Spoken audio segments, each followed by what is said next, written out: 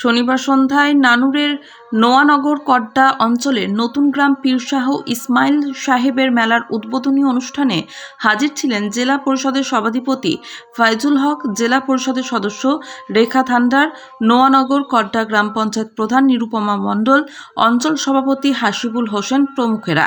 এদিন এই মেলাটি ফিতে কেটে শুভ উদ্বোধন করলেন কাজল শেখ। মেলার উদ্বোধনী অনুষ্ঠান মঞ্চ থেকে কাজল শেখ সকলের সুখ দুঃখে পাশে থাকার আশ্বাস দিয়ে গেলেন। নানুর থেকে শুভদীপ গুইয়ের report, crime press Bengal news. হাতিয়ে নেওয়ার চেষ্টা করছে, কেউ নিজের কুক্ষিগত করার চেষ্টা করেছে, কিন্তু এটা সম্ভব নয়। ওয়াকফ সম্পত্তি আমাদের ইসলাম ধর্ম মানুষদের সকলের সম্পত্তি। কেন্দ্র সরকার চেষ্টা করছে, তারাও এক দেশ এক আইন পাস করে তারা ওয়াকফ সম্পত্তিকে সরকারি সম্পত্তি করে দেওয়ার চেষ্টা করছে, কিন্তু পারবে না। কারণ আমরা বাস করছি যে রাজ্যে, সেই রাজ্যের মুখ্যমন্ত্রী একজন ব্রাহ্মণ পরিবারের কন্যা হওয়া সত্ত্বেও তিনি 2011 থেকে 2025 এই কয়েক বছরের ব্যবধানে বাংলার অভাবনীয় পরিবর্তন ঘটিয়েছেন। তিনি হিন্দু, মুসলমান, শিখ, খ্রিস্টান, ইসাই সমস্ত সম্প্রদায়ের মানুষকে এক ছাতার তলায় নিয়ে এসেছেন। প্রত্যেকটি সম্প্রদায়ের মানুষের উচ্চ নিচ, মধ্যবিত্ত, নিম্নবিত্ত সমস্ত সম্প্রদায়ের মানুষের উন্নয়নের স্বার্থে সর্বদা নিয়োজিত আছেন। তাই এখানকার যে ওয়াকফ বোর্ডের সম্পত্তি, যেটাকে কেউ ব্যক্তিগত কাজে ব্যবহার করতে চাইছে, আমি আজকের মঞ্চ থেকে দাঁড়িয়ে কথা দিয়ে যেতে চাইছি, সেটা কোনোদিনই সম্ভব হবে না। যে সম্পত্তি ওয়াকফ বোর্ডের সম্পত্তি, ওয়াকফ বোর্ডই তার মালিক হবে। সাধারণ মানুষ, ইসলাম সম্পদে বিশ্বাসী মানুষ যারা আছেন, তারাই সেই সম্পদের হকদার হবেন। যদি কোনোভাবে কাউকে প্ররোচিত করে, ভুল বুঝিয়ে যদি সেটাকে কাগজপত্র করে ভুল ভ্রান্তি তারা করে থাকে, দায়িত্ব নিয়ে বলছি, আপনার লিখিত অভিযোগ করুন।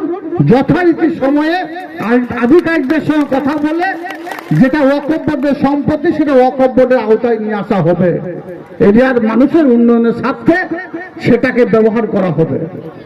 এবং এই যে মেলাটা হচ্ছে, 7 দিন ধরে মেলাটা চলবে।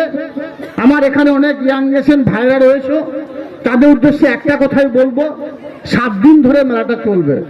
আমার মায়েরা, বোনেরা, আমাদের পরিবারের সদস্য তারা মেলা দেখতে আসবে। সন্ধ্যের সময় আসবে, বিকাল বেলায় আসবে, রাত্রিবেলায় আসবে। তাদের বাড়ি থেকে আসার পথে এবং বাড়ি ফিরে যাওয়ার পথে যেন কোনো ধরনের বিশৃঙ্খলা সৃষ্টি না হয়, তাদের যেন কোনো বাধা বিঘ্ন অতিক্রম করে বাড়ি ফিরতে না হয়, সেটা সকলকে দায়িত্ব নিয়ে দেখতে হবে। যেমন প্রশাসন দেখবে, সেরকম আমার ইয়াং জেনারেশন ভাইদের কাছে আমি রিকোয়েস্ট করবো। কারণ এই মেলাটা যুগ যুগ ধরে চলে আসছে।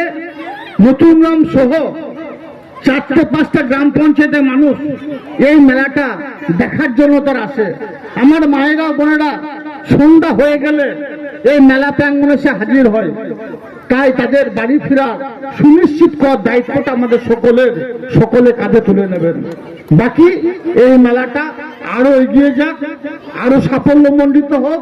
মেলা যে 7 দিন চলবে, 7 দিন বিভিন্ন ধরনের সাংস্কৃতিক অনুষ্ঠানের ডালি সাজিয়ে রেখেছে কড্ডা অঞ্চলে তৃণমূল কংগ্রেস কর্মী যারা আছে এবং যারা মেলা কমিটির সদস্য আছে, তারা সকলে মিলিতভাবে, সংঘবদ্ধভাবে, আলাপ আলোচনার সাপেক্ষে এই মেলাটাকে সাকসেসফুল করার লক্ষ্যে তারা যে সাংস্কৃতিক অনুষ্ঠান ডালি সাজিয়ে রেখেছে, সেই অনুষ্ঠানগুলো সুষ্ঠুভাবে মেলার এই যে মঞ্চ, সেই মঞ্চস্থ হোক, এটাই কামনা করি। এবং মেলাটা আরো শ্রীবৃদ্ধি হোক। মেলাতে বিভিন্ন ধরনের সাংস্কৃতিক অনুষ্ঠান আসছে। আমার এরিয়ার, আমার রাজ্যের বিভিন্ন প্রাঙ্গণ থেকে বিশিষ্ট শিল্পীরা এখানে তাদের শিল্পকলা প্রদর্শন করার জন্য আসবে। সেটা যেন সুষ্ঠুভাবে করতে পারে, সেদিকে সকলে লক্ষ্য রাখবেন। সকলে ভালো থাকুন, সাবধানে থাকুন। আমার বক্তব্যকে দীর্ঘায়িত করছি না। দিনের শেষে কথা বলবো, কড্ডা অঞ্চলের আমার যারা সহযোদ্ধারা আছে, আমার যারা সহকর্মীরা আছে, আমার যারা অভিভাবকরা আছে, আমার যারা মায়েরা, বোনেরা আছে, বিগত দিনও তাদের পাশে কাজল শেখ ছিল, এখনো আছে। কাজল শেখের শরীরের এক রক্তবিন্দু অবশিষ্ট থাকা পর্যন্ত আপনাদের সুখ, দুঃখ, আপদ বিপদে আপনাদের সাথী হয়ে থাকবে।